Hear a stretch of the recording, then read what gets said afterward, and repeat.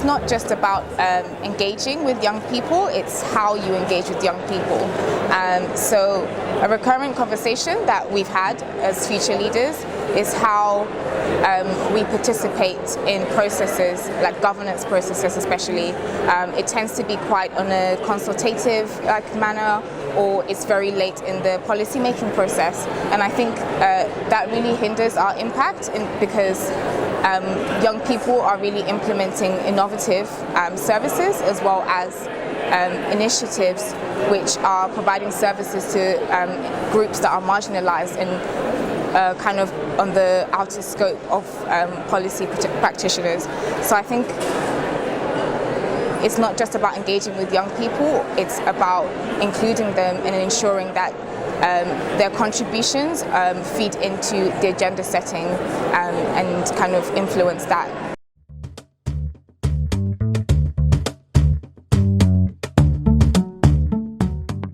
Well, I'm hoping it will help in some way or another because we were chosen as representatives.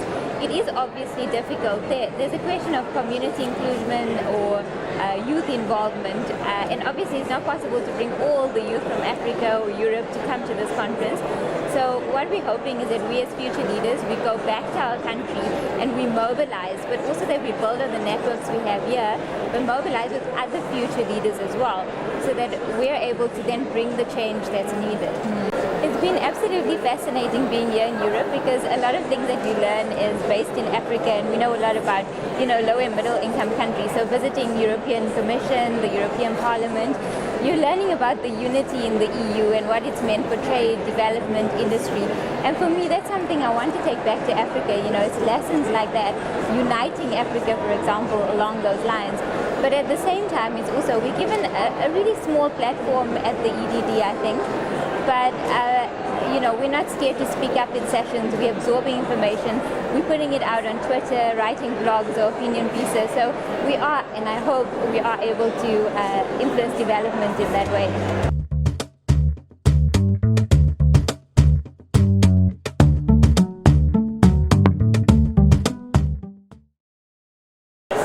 I think the way information is disseminated in our society is very different. It's a lot more decentralized, it's a lot more individualistic. You can really pick and create the content and the medium which you receive information.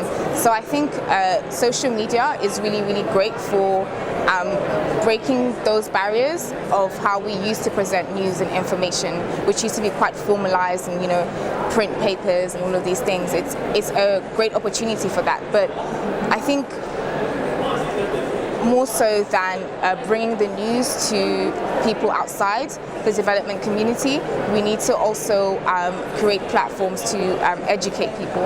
It's quite scary to read development policy issues, which are kind of loads of jargon, loads of technical knowledge, where you feel disconnected from the issues itself when they could be happening in your community where you're from. So I think it works both ways. It's about using social media to publicize about the processes and what's happening, but also using social media to educate and break down those kind of knowledge barriers that have seemed to have been built up over time.